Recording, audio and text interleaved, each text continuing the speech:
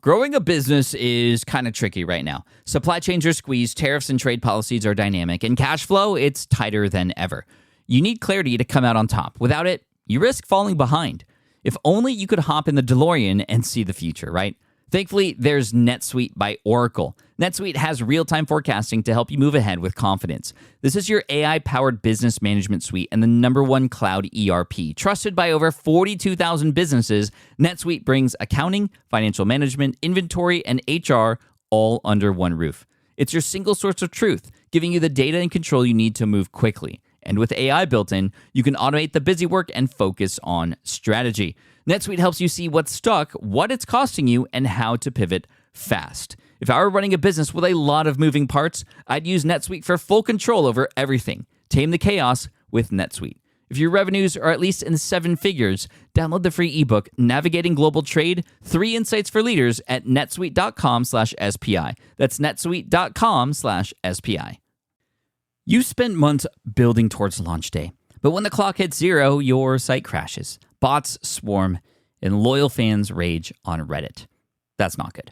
Fanfare was built to stop that. Fanfare is the drop platform made for high-pressure moments, stampede-proof infrastructure, verified waitlists, and bot filters that actually work. Instead of refunds and rage, you get retention and revenue. And that sounds great to me. Your next launch shouldn't be a gamble. Get Fanfare's 5-step hype drop playbook and learn how to bulletproof your drop at fanfare.io/playbook. Again, that's fanfare.io/playbook.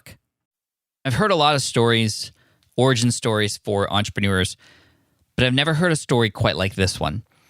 Our special guest today, I was actually invited on his show first, the Dream Nation podcast. And when Casanova started to introduce me, he went into a little bit of his story. And I actually just right there wanted to interview him. But of course, it was his show, so we did our thing there.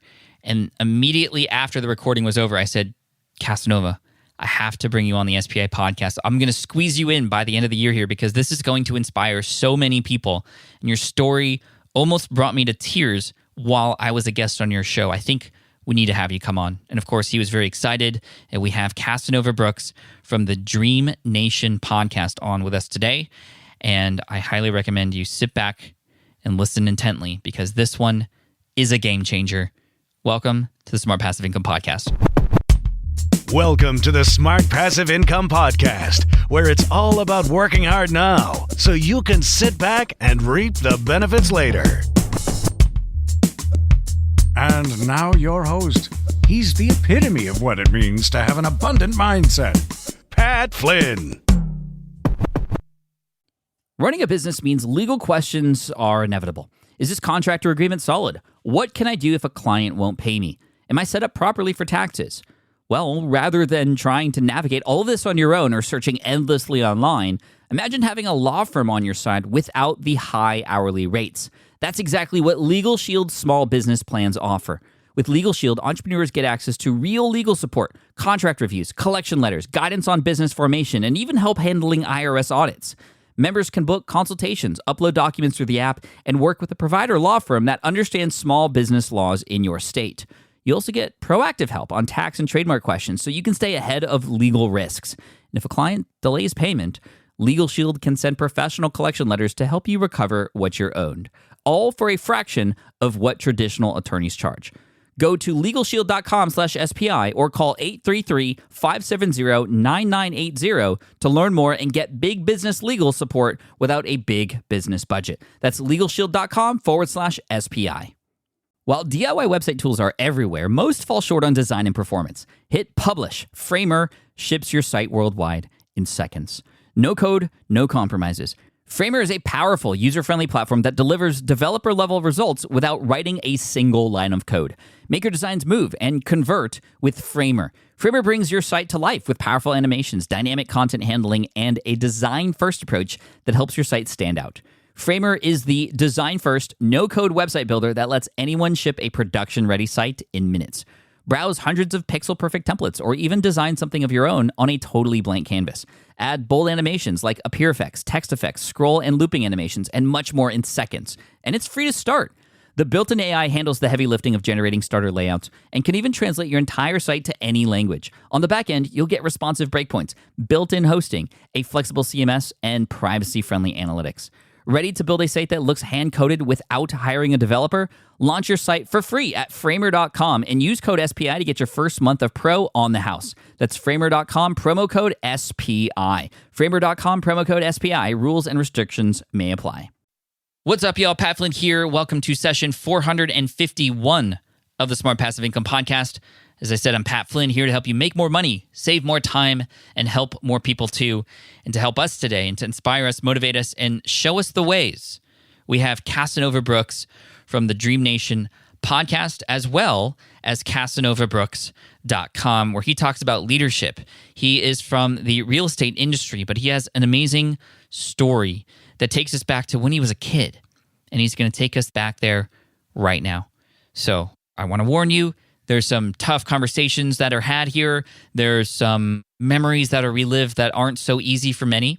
And we're going to relive these today with Casanova and have us break through those obstacles and come out even better on the other end. Because as we all know, all those challenges, the things that break us down, depending on how we react to them, they can make us stronger. And they definitely made Casanova stronger.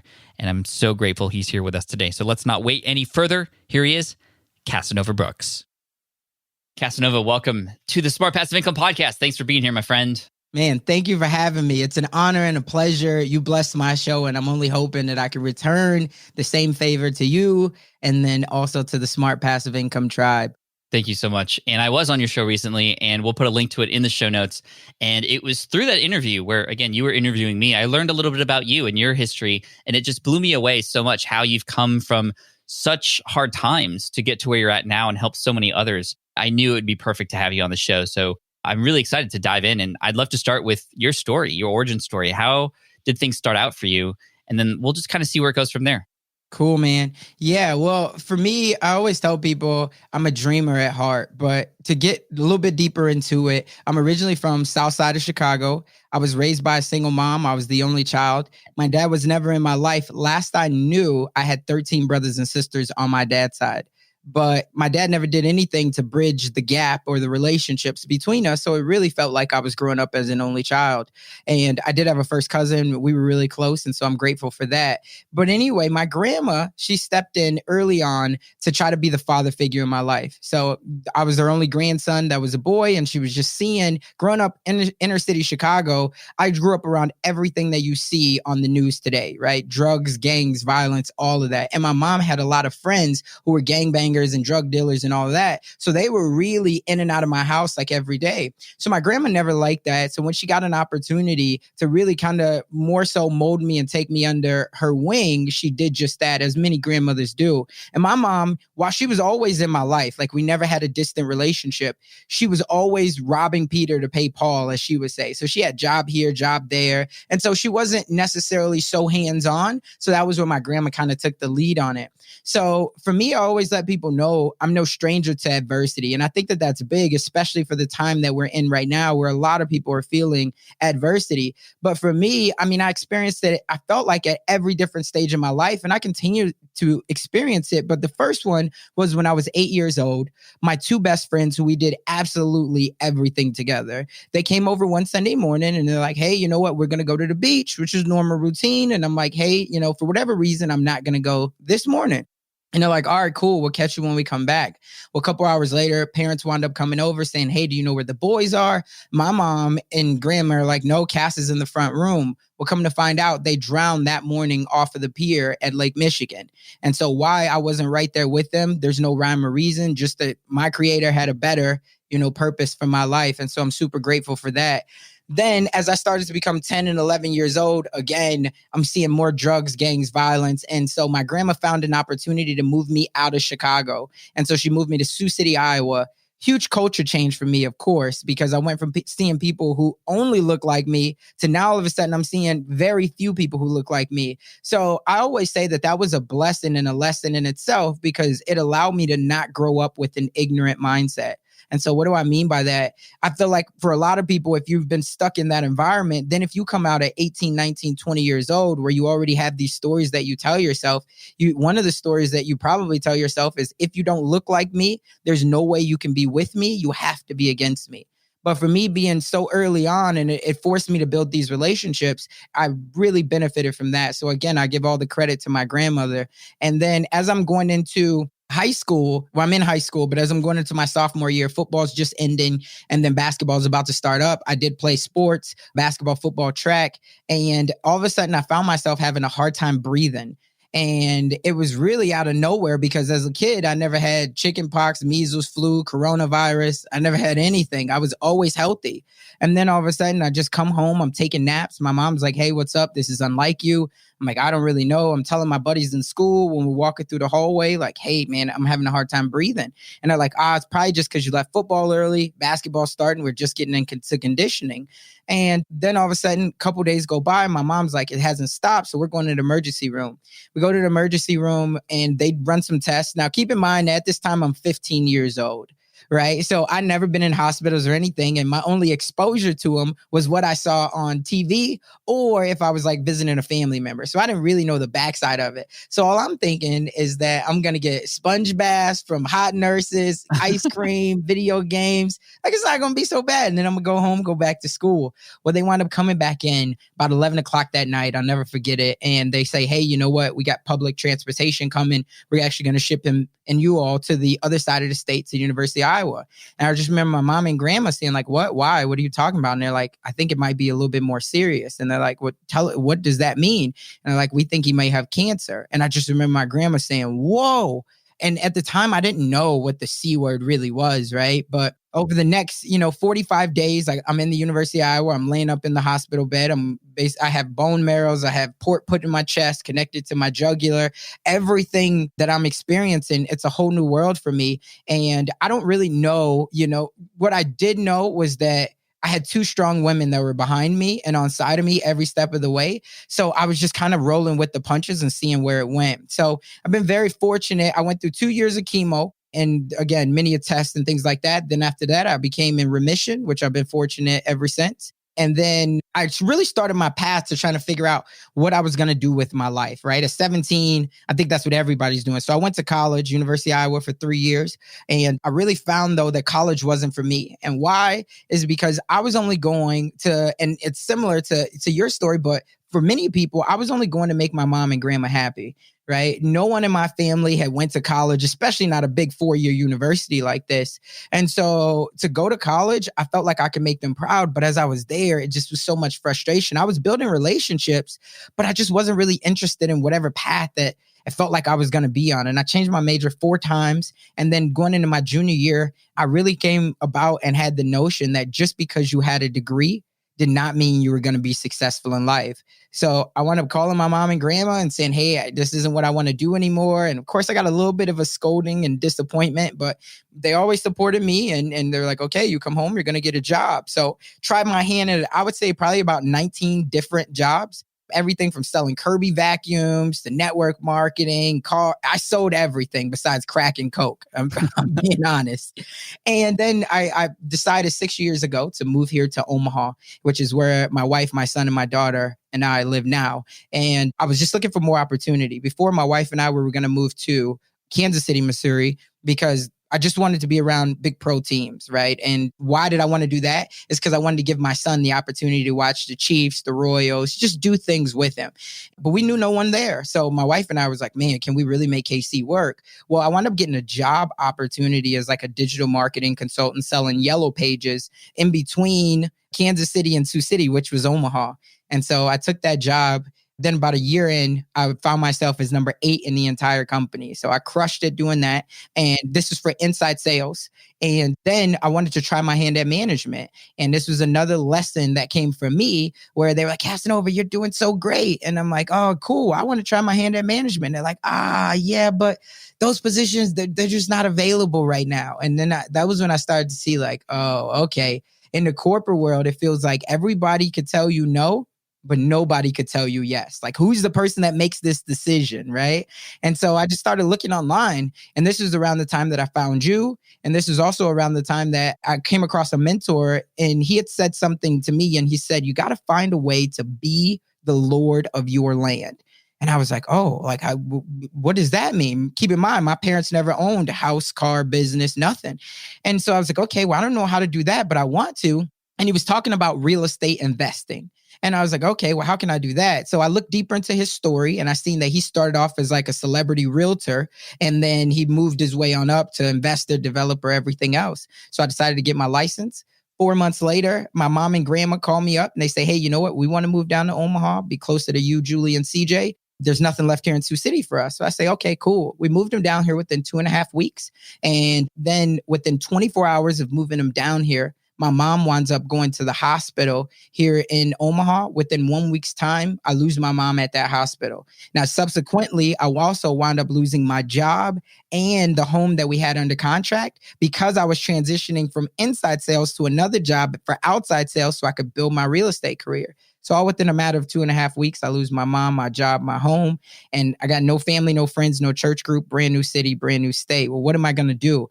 I was going to go back and just get a regular W-2 job, I'll be honest. But my wife is like, no, you got this real estate license. You haven't done anything with it. Either you're going to jump out there, you're going to make something shake, or otherwise you're going to always be wondering what if. And I was like, oh, man. So I jumped all in. Fast forward, within the next 9 months, I did 46 deals, $8 million in volume. I got the Rookie of the Year in Nebraska. And that's kind of where my journey started to at least take off for me to build a foundation. I'm just pausing for a moment to take all this in. And I know the audience needs a moment too, because that is an incredible story with incredible challenges and obstacles coming your way. And just when things seem to be going well, the rug gets pulled out under you. How or what kept you going blow after blow, especially having lost your mom and your job and the house during that time? It would be very easy to eventually just go, you know what? The world's against me right now. There's no reason to keep going right now. What kept you going? Yeah, so I would say there was three things, right? And I'll be honest, when I first got into real estate of trying to build this business out, a mentor, a local mentor here, he called me up and he had tried to recruit me to another company, but I went to a different one. Well, anyway, about 3 months in, he still calls me up and he says, hey, how's everything going? And long story short, I tried to make a couple different excuses, like, because he's like, how many deals have you closed? How many calls are you making? How many open houses have you done? All these things that I was like, well, and he was like, and his exact words where he was like, listen, kid, I told you when we first met, you know, you had potential to be one of the greatest realtors that this city has ever seen, if you did what you said you were going to do. He was like, I understand you lost your mom, but I'm disappointed in you. And keep in mind, I didn't really know him like this, but I took it as constructive criticism because he was challenging me and I knew that it was coming from the right place. And so he was like, I understand that you lost your mom. He was like, but you got 3 other people right now that are still depending on you. My son, my grandma, and my wife. And so that really eye-opened it for me and got my butt into gear. But then the second thing was me having goals. And then the third thing was me having a dream. I always had big dreams. And keep in mind, for me, being young, my parents just they were never really able to provide. It's not that they didn't want to. It's just they could only provide at the level that they could, which was not, kind of what I wanted. So the things that really kept me going was, one, understanding that, my mom would have still wanted me to persevere. She was always my biggest cheerleader. So it's a saying that I learned early on that's always stuck with me. And it says, joy wouldn't feel so good if it wasn't for pain. Now, keep in mind, there was no joy out of losing my mom or going through any of those hardships, but I experienced a lot of pain. And while I didn't want those pains when I came out, and now the life that I've been able to give my son and been able to give my family, my daughter as well, it's a lot of joy in that because I know that my mom would be proud. And a lot of the wins that I have now, I can't explain how I get those wins. Having you on my show, as I told you, it was a huge win for me. And how did I do it? It was faith. It was luck. It was a lot of those things that when I look up, I say, listen, somebody is betting on me, right? And that person was my mom, and she still is. But then also just making sure that I had goals and I never lost sight of having a dream. And that's where, the Dream Nation all came from. That's amazing. And of course, a lot of the adversity that you've experienced even early on in life helped shape you to become who you are today. Has contributed to your success as a salesman, as a realtor.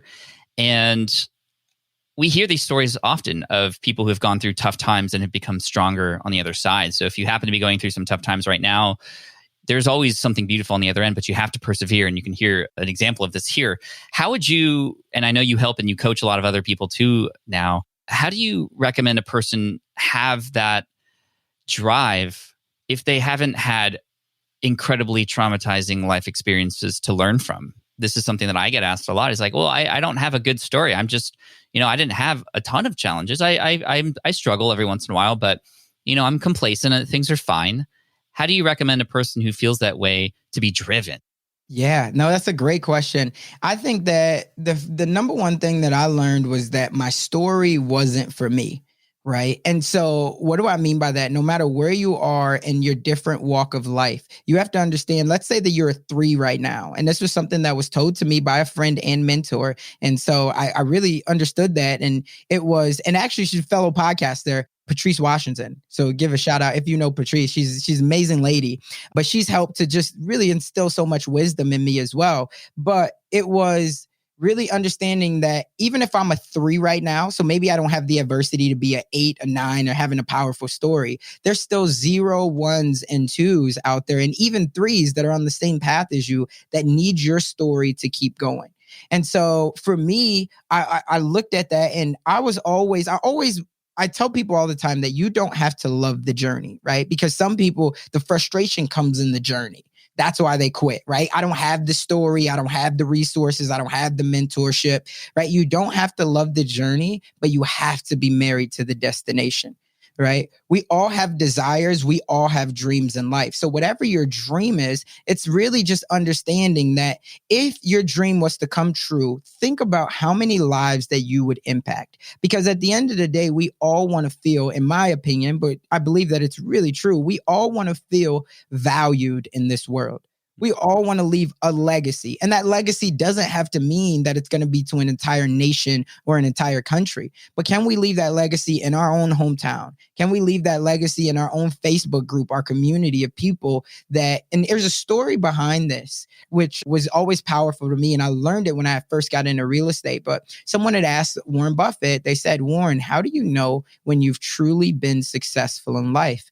And Warren said, you'll never know how truly successful you've been until you die. Now, the backstory on that, and I've never talked to Warren personally, even though he lives here in Omaha as well, the backstory on that is that he doesn't believe in God, right? Like he's kind of a straightforward reality.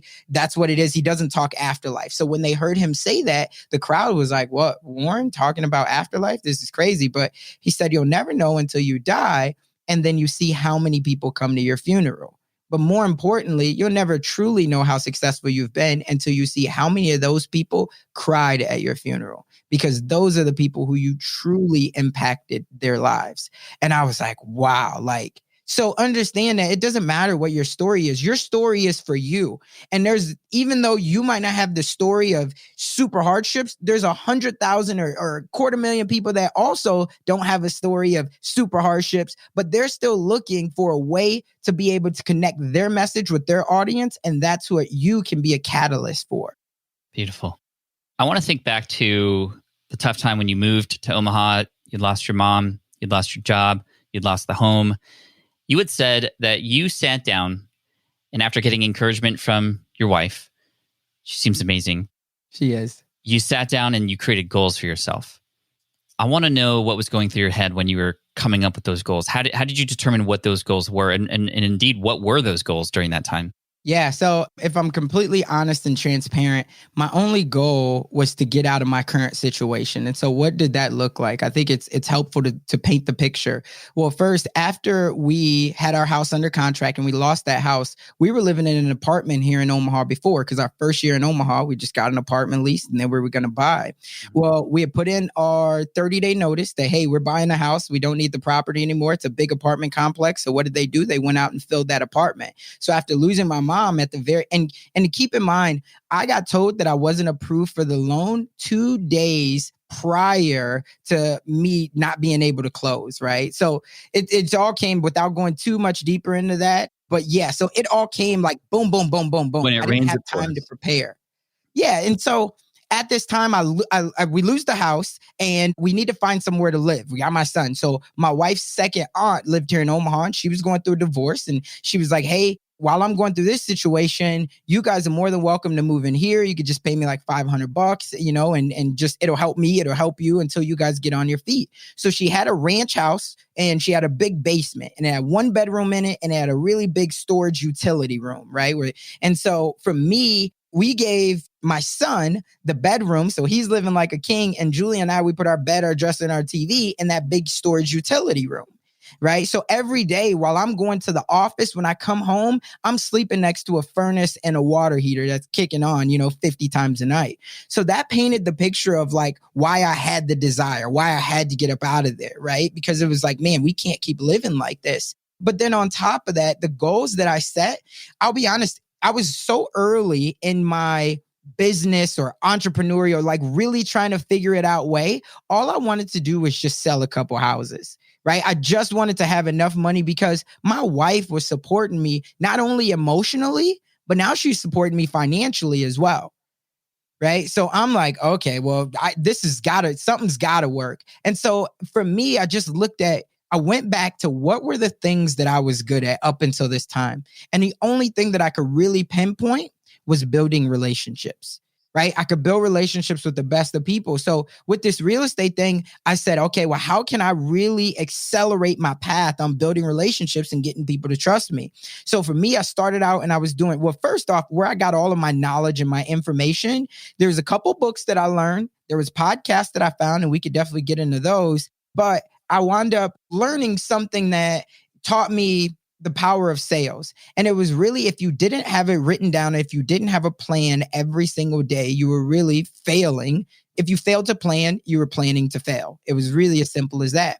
And so what I did was I said, you know what? I'm going to go to 3 to 5 coffee and lunches every single week.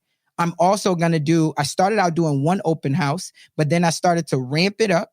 And then I was doing 2 open houses every single weekend on Sunday. So in the beginning, I was doing like 12 to 3 p.m.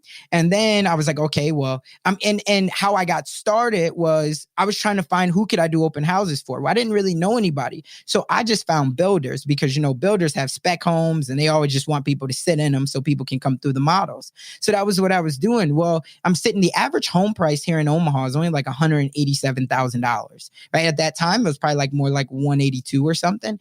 So I'm sitting in $450,000 houses. I look like a young kid. I'm living out west, to be honest, where there's very few Black people, which is really like the suburbs.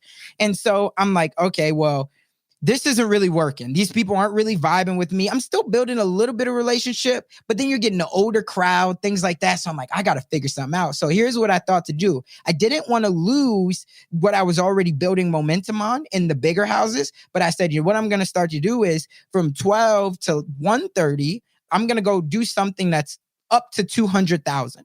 Right. So like 100 to like 200,000. And then from 1:30 to 3 o'clock, then I'm going to go do something that's like 250 to 500. So I could tackle both sides of it. And that was what I just tried to do. And so I had a plan every single day. I followed through on that. My wife supported me on it. And then after a while, it took probably about a month to get the wheels turning. But when it did, it was off to the races and it was like riding a bike. Mm-hmm. Good for you. And I think I want to talk about really quick, you had mentioned and it painted a picture of where you were during this time. You were in this utility room and next to a water heater. And it really helps us understand that is really a driver for you because you don't want to be there the entire time. And I remember when I got laid off, I moved back with my parents and I love my parents, but I didn't want to be stuck at home. And that felt like I was failing. Mm-hmm. So I was driven. I had every day a reminder of why I needed to do what I was doing. And I think a lot of times when we set goals for ourselves as entrepreneurs, we consider and paint the picture of where we want to be. But we don't often have that juxtaposition or think as hard about where we are now and how either painful or much of a struggle that is, because that is what can drive you to continue to push forward into that new life. And I love how you talked about planning and what every day was going to be like, how you transitioned, you adapted. Those are all very entrepreneurial traits. I'd love to learn a little bit more about these resources, in fact, because selling and building relationships, obviously really key. Some are better than others at that. What resources should we be diving into? And what were some of the things we learned or we can learn from these specific resources? Yeah, so there was two books that I first caught on to early. And the first one was Rich Dad, Poor Dad, right? So that was huge for me and understanding the way of not only money, but understanding the way that there's two different phases of life, right? We all want to be a part of the 1%, but yet we listen to and we act like the other 99% of people, right? And so that was a big deal for me. And so understanding that I did want to have the path of rich dad, and it didn't necessarily mean that I needed to be rich, but it did mean that I wanted to be able to provide comfortably for my family. So that was the first one. And then in conjunction with that, I wound up catching a book by a guy named MJ DeMarco, which was called The Millionaire Fast Lane. Yes, he was an early guest on the podcast. Was he? Yeah, early on. And then I found the forum there, right? And this was like the world of just coming out of, well, I guess it wasn't just coming out of, but like AOL Instant Messenger and different types of forums. And then all of a sudden I find this and it's like, man, people are actually active in this community. They're talking about slow lanes and fast lanes. And I'm like, okay, so it's not that I'm crazy. Like there's real people that believe this as well. And then after that, I wound up catching, which just seemed like serendipity in the time, but I wound up catching the 4-Hour Work Week, which I know has been huge in your life as well. Indeed. And I caught the 4-Hour Work Week. And that book right there really taught me like, man, don't listen to what people can be. This is a lesson that I learned from a mentor as well. And it says, people will try to give you their best advice. And I'm telling you that advice will be sincere. And they will be and can be sincere as well, but understand that they can be sincerely wrong, right? About the advice that they are giving you. And so I was like, man, because this was all foreign to me.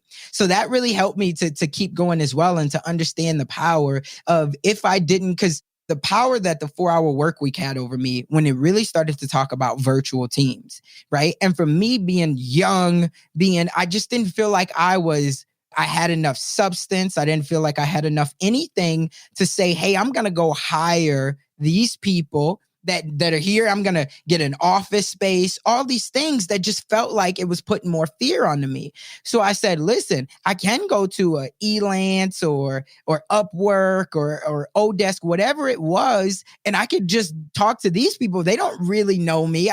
They don't know that I'm new. They don't know my backstory or anything like that. So that kind of gave me a little bit of empowerment to feel like I could find my way to becoming a leader and just focus on my business. So those books were huge when I first got started. Those 3 books.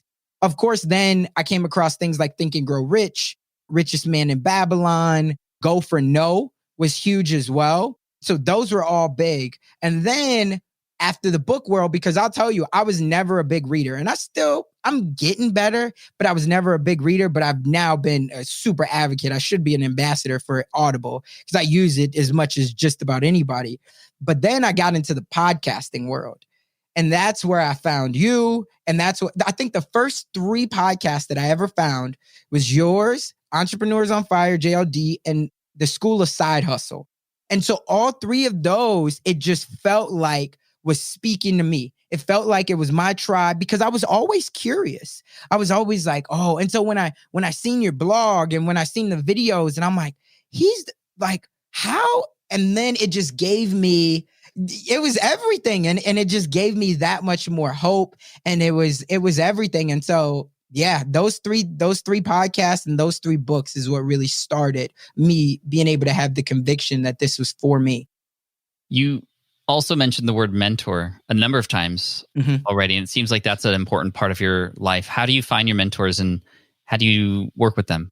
Yeah, great question. So I'll be honest and transparent to anybody watching or listening that for me, mentors all come from afar until I've gotten to the point where I can really build. So when I talk about mentors, like my mentor that got me into real estate, his name is Jay Morrison. He's in Atlanta. He's done some really profound things, especially for the Black community. He's been great.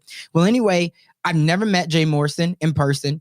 I did. This was like 2.5, 3 years ago. He wound up putting out a challenge or basically saying, hey, if I've ever impacted your life, I want you to make a testimonial video. And then we're going to select one person to fly out here, be with my wife and I, So I made the testimonial video and he didn't select me, which is fine. but my video is on the front page of his website. So he still took my video, but I didn't get selected. But it was okay because, again, that was the value that he gave to me. And I still have so much wisdom from him that's allowed me to, again, grow my life, grow my impact, grow everything. And so same thing as you. Like, I've been on shows. I've now done probably close to 100 interviews on other people's shows. And I've mentioned your name, I would say probably at least 40 of those times, like on 40 different shows when people ask. Thank you.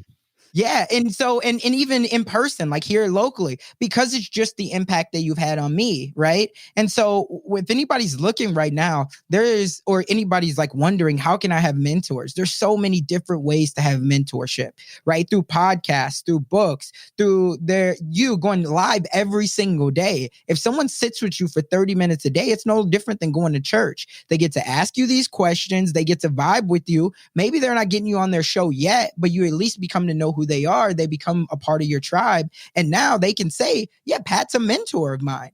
And while Pat may not say, hey, yeah, definitely, I know him, that's my guy, he might say, yeah, he comes to the thing. He's always engaging with me. He seems like a really nice guy. And then he's looking for an opportunity to help you, because that's what I found. The best mentors that I've ever had, they're really super selfless. And I've now had the pleasure of meeting many of them because I've developed the platform of Dream Nation, but it's all been a dream come true, I'll be honest. So that's how I've gotten my mentors. I first started out of really being strategic around it too. Like, and it's funny, I just told this, I had a guy, one of the top realtors in the country. I had him on my show yesterday, and I told the story about how I got you on the show. And it was really cool. But I'll tell that for anybody who's looking, because a lot of people, they would love to try to figure out, how can I get Pat Flynn, especially in the world of podcasting today.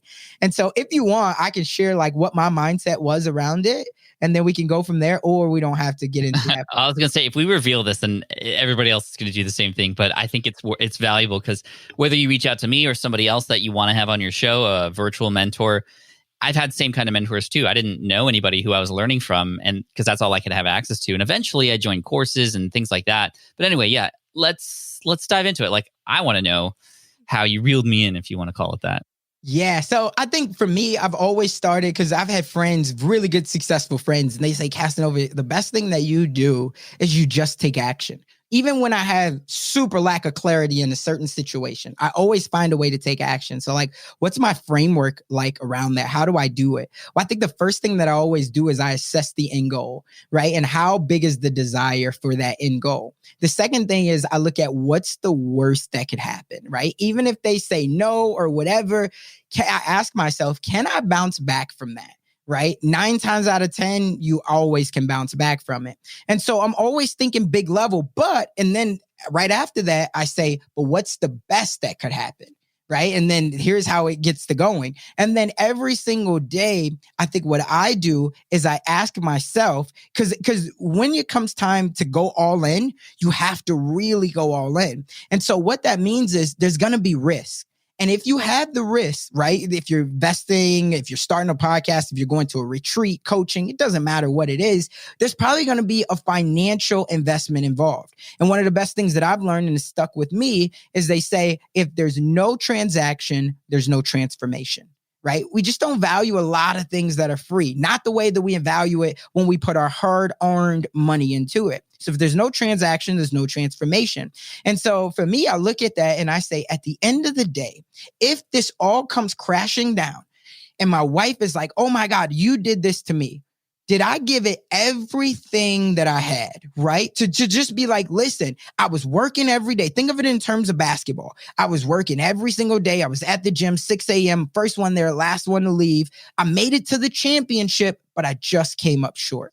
1, a lot of lessons to be learned. 2, it's not over, right? It was one season. We all go through different seasons of our lives. So transition that into how I got you on the show, or how I, built the relationship that I have, is in the beginning, I started out with the goal. What did I want to do? Well, I understood that you had to have one of 2 things. You either already had to have a big audience, or 2, you had to have a platform, right? To be able to really connect with these people, or otherwise you had to solve a major problem for them, but it's tough to get too deep into them, if especially when you're virtual or remote. So I was like, okay, well, podcasting, I love podcasts. This is what I want to do. Well, for me, I've always been a go big or go home person. So right when I wrote down my dream 10, and I know there's things like dream 100 and all the top people, I wrote down my dream 10, and I want to say you were like 2 or 3 right on there, that I had to get Pat Flynn. And then so I started to put together my plan of like, how could I get Pat Flynn? And so I found like different emails that I emailed and they came back and all these other things. I reached out on Twitter, all these things that I just wanted to share. And then sometimes, I'll be honest, it was a little discouraging because you're like, maybe this isn't going to work, but you just keep going. And here's what happens. If you have the right intent, I can't tell you how it happens, but if you have the right intent and you just have that conviction, the universe will open it up for you. So for me, I reached out to you, and it was after I got my show, and I really wanted to make sure that I wasn't wasting your time. And so when I reached out in the beginning, I don't think I got a response, but then I started learning, and even from you, of how to craft different emails, how to get people on your show. So I took what I learned from you, and then I came back and I reached out around like episode 90. And I was like, man, we got a big milestone coming up. It's going to be episode 100. I really want to feature Pat.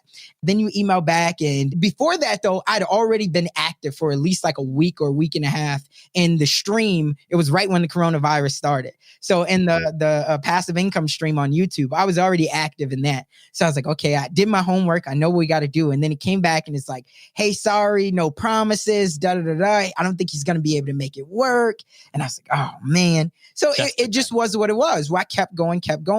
Then the George Floyd situation comes up, right? And you and the team put out something and you say, hey, you know what? We want to hear from Black entrepreneurs. So it was like, boom, bingo, we got action. I'm Black. I'm an entrepreneur. I'm going to share my story. We got action. So I go in there and I didn't know, I'm sure you had 50, 100 people that all reached out. Yeah, and it was a lot. So I was like, man, I got to make this impactful. How can I do it? So I just shared my story. Next thing I know, and I remember telling Julie, my wife, and I'm like, hey, Pat just put this thing out there. I just recorded it. And she's like, yeah, you'll get it, I'm sure. So then it comes back and it's like, hey, you've been selected. I'm like, boom, another step. We got it. And so it's just keeping me going. Then all of a sudden, SPI, the founder pro community comes out. Right. And it's like, okay, are you all in or are you not? So it comes out and it's like, hey, apply. So boom, right away. I applied right away. And I'm like, now I'm gonna be a part of this community. And I'm just going to make sure that he knows exactly who I am, if nothing else. And then so did that. I wound up getting in. Boom, bingo, we got action. Then a couple weeks later goes by and we send out another email and it's like, hey, you know what? We'd still love to have Pat on the show. We've had some really big name guests, Jack Canfield, Dean Grazzi, all these people. Then all of a sudden, a couple days go by and it's like, okay, we'll see what happens. If not, we'll find another way in. But it comes back and it's like, yeah, you know, Pat would love to do the show. He has an opening in the next like 48 hours. Can you make it happen? And I think we recorded that on like a Friday afternoon, which my recording days are on Tuesday, Thursdays. And I learned from you about the power of batching. So I rarely ever, but the lesson in that is once you get the opportunity, it's the same thing that I told my wife, don't get hyped for the moment and then start to backpedal. So when that moment came, I embraced it. I'm like, Friday, boom, we got action. Let's do it. And so we did it. And that was always my thing. And then even after we booked that time slot, it was still the stage is set now, right? So you got 1 hour to build a relationship with him. You might not even have 1 hour. You might only have 40 minutes, but it doesn't matter how much time you have. It's just like being on a news show. You got a certain amount of time. Are you going to rise to the occasion or are you going to put your tail between your legs and make excuses? So I rose to the occasion and that's where we are now. Dude, this Pat Flynn guy seems kind of playing hard to get or something. I don't know what's going on. Wow. Thank you for that. Thank you for the persistence. And, you know, another thing that impacted me with our relationship is you had sent me in some really quick, nice video messages on Instagram.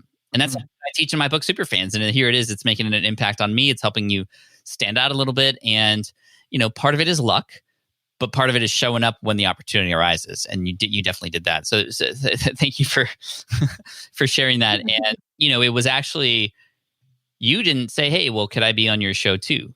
It was me who reached out to you because of just what we had done together on your show.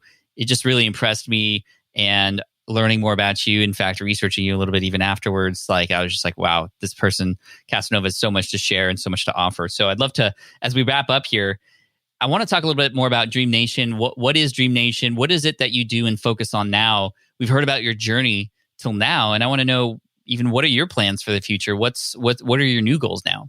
Yeah, so I appreciate you asking about that. So Dream Nation, where it all started is, again, I said at the beginning of the show, I believe that everything starts with the dream. And the second piece of that is those of us who dare to dream while the rest of the world is settling for what society tells us or even deems is our reality. We're the ones who stand to be trailblazers, change makers, and ultimately make this world a better place. And so for me, there was a story, a backstory. There's always a backstory that really brings these things for me. And so CJ, you know CJ, and the funny thing is last night, I told Julie, I was like, I got Pat's show tomorrow. And CJ's on his Nintendo Switch and he's on the floor and he's in the front room and he's like, you got Pat Flynn? And so he remembered it from when we were talking and you brought up the Fortnite and all that. So I don't think he knows the name of any of my other guests, but he definitely knows your name. I love that. Yeah, man, great little guy too. But yeah, so he went through a stage about a year and a half ago where he was afraid of the dark. And so when you go up in my house, like we have a 2-story home, but upstairs in the back room, you got his sister's room on the left, and then you got his room on the right. And so my daughter would already be sleeping in her bed. And then it's time for CJ to go to sleep. And he would come back down and he's like, Dad, I heard something. And I'm like, CJ, and part of it was just he didn't want to go to sleep, right? But I'm like, CJ, you didn't hear anything. They would have to come past us. And he's like, no, I heard something. There's someone up there. And so what would I have to do? I would have to go upstairs, turn on the light, walk him down the hallway, turn on the light in his room, open doors, look under the bed and say, look, there's nothing to be afraid of. You're okay. And then so, of course, he would go to sleep. Well, the whole point in all of that is I know, or I'm pretty sure that within the next year or two, my daughter might start to go through the same phase, right? A lot of kids do where they're afraid of the dark. And now if I've done my job right, that means that I no longer have to go upstairs because Big Brother is going to go upstairs, turn on the light and going to say, hey, look, there's nothing to be afraid of, right? So it just comes with stepping out and being a leader, going first. And so for me, that's everything. It starts with the dream. And why it's so powerful for me to make sure that I inspire everyone to go after their dream and a life by their design is because for me, as I was growing up, since I didn't have a foundation, one of the stories that I heard, or one of the sayings that I heard that always stuck with me was if I didn't have a loving father, right, that a loving father had to come from me. Right. And that really came if I didn't have a wealthy family. But that was what I tied it back to, because I didn't know, if I'm honest, like why he stood me up many a times, why it just felt like he never wanted to be a part of my life. Right. And even my children's life now, like we're not asking him for anything, but it is what it is. And so as I looked at that, I needed to make sure that I could protect my kids in their love, but also in their dreams. Because for me, since I didn't have a foundation or anybody that allowed me, because people would always tell me when I was younger, I never really had the negative people to say, you can't make this or whatever. My mom shielded me from that, and my grandma, or at least shielded my mindset from not really listening to it. But when they would tell me, Casanova, you can do anything that you want to do, the problem was I never saw anyone or had a blueprint to do anything that I wanted to do. And so maybe that's why I think that the Smart Passive Income Tribe was so huge for me and the show, is because it gave me the strategies, the resources, and the tactics to say, okay, well, if you want to do this, this is how you do it. And so for me, with the Dream Nation podcast, I've set out to really, and that's why if you're watching, but you probably can't, but if you look at the Dream Nation, there's a little bit of a bridge right here. And for me, the reason why this bridge is so monumental and impactful is because I understand that not everybody's able to get Pat Flynn's time, right? And so my responsibility, my obligation, my duty with this is the fact that I am able to get 30 minutes, 45 minutes of your time. It's my job to give back to my tribe, to be able to teach them whatever I can, or at least have a bridge for them to be able to connect with you. So that's where the Dream Nation all comes from. And I think the thing that I've loved the most about it is it's just given me a platform to feel like I could really add value to not only my tribe, but how could I add value to a person like Pat, right? When it seems like from a surface, he has everything already working for him. Having a platform like this where I could share his message, where I could hopefully connect him with somebody that he could do exactly what he did for me. That's the whole purpose of Dream Nation. Thank you, Casanova. Where can people go to learn more about Dream Nation, become a part of Dream Nation? Yeah. So dreamnation.com is where you can go. I'm very proud to say that because I did just make a very large investment. Believe it or not, the domain's been owned since 2001. Oh, the It's domain never been was owned by somebody else, and then you got it. by someone else. So yeah, and so dreamnation.com is where you can go. And yeah, there's so many resources there. There's so much that we will unpack there, but you can find both the podcast, the real estate podcast, as well as the Dream Nation original podcast, and a lot of other resources to help you grow your mind, grow your business, and also grow your relationships. Beautiful. The website looks great. Congrats on the domain. Thank you so much, Casanova, for spending some time with us, telling us these beautiful motivational stories and inspiring every single one of us. We appreciate you. DreamNation.com. Stick around. We're going to wrap up. But thanks, Casanova. I appreciate you. Whew. Man, I hope you enjoyed that interview with Casanova Brooks. Again, you can find him at CasanovaBrooks.com or the Dream Nation podcast. What an amazing, incredible story. Casanova, thank you so much. I know you listen to the show. I want to speak to you really quick. Just thank you for being vulnerable.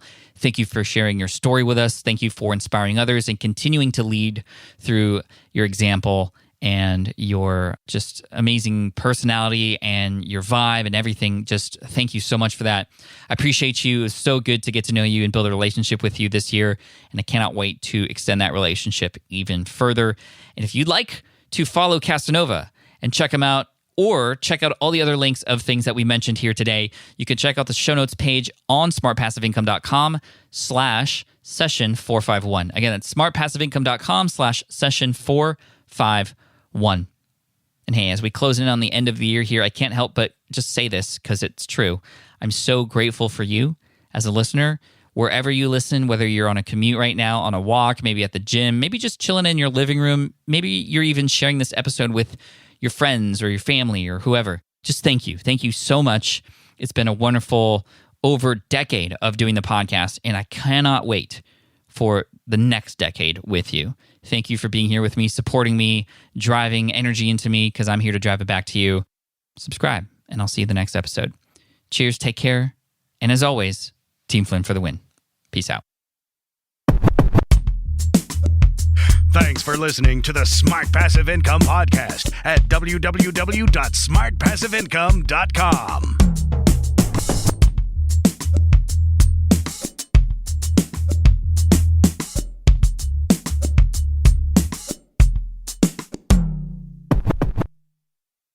Hey, fellow podcaster, does this sound like something you've experienced? Record your podcast episode on one platform, download the files, edit in another app, then fire up a different tool just to create these social clips. Well, it can be clunky, time-consuming, and frankly overwhelming, especially for creators trying to grow. And that's why I'm excited to tell you about Riverside. Riverside is the all-in-one platform. Record, edit, and repurpose your podcast content all in one place. You just log in, record with your guests no matter where you are in the world, and just like that, studio-quality audio and high-resolution video. We use Riverside here at SPI as well now. With built-in AI, I can automatically clean up my audio, saving myself so much editing time, and it can even auto-generate clips to make promoting the show a breeze. And with Magic Clips, I can grab the best moments and repurpose them as short-form video, perfect for YouTube Shorts, TikTok, or Instagram, without re-recording a thing. So if you're tired of juggling tools and want a faster, simpler way to create and scale your content, it's time to try Riverside, built by creators for creators. Just go to smartpassiveincome.com/Riverside and use code SMART to get 1 month free on the Pro plan. That's smartpassiveincome.com/Riverside, promo code SMART. Look, I get it. You want to grow your business, but trying to sell to hundreds or even thousands of people gets very exhausting very fast. But what if you could sell at scale with a simple, powerful quiz? Score App helps you sell to more people without adding more to your plate. You build a quiz or assessment that your audience actually wants to take. Then they answer a few quick questions and get a personalized result right away. It shows them where they're at and what they need to do next and how you can help. And you build huge amounts of trust before you make even a single offer. No hard sell, no chasing leads, just value at scale. Get 50% off the first 3 months using the discount code SPI. All you have to do is just head to scoreapp.com/SPI. Again, that's scoreapp.com/SPI.